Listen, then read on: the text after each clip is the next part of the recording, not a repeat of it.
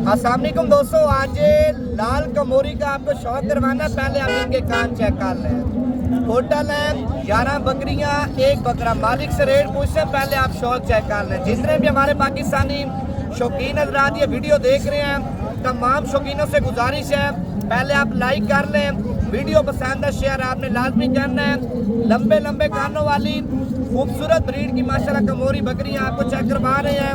11 बकरियां, एक बकरा आप चेक कर लें। बकरियां दिखाया आप पहले माशाल्लाह बकरियां चेक कर लें।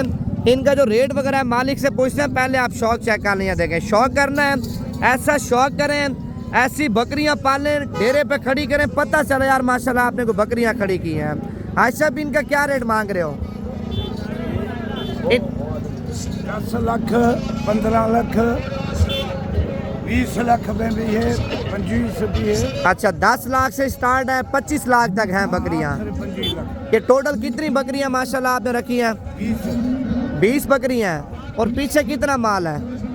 ये दूसरा, हाँ, दूसरा माल 50 ढगी है। 50 और भी है। हाँ। और मेले में आप 12 जानवर लेके आए हैं। चुंड अच्छे। अच्छा, इनका बच्चा कितने का सेल करते हैं?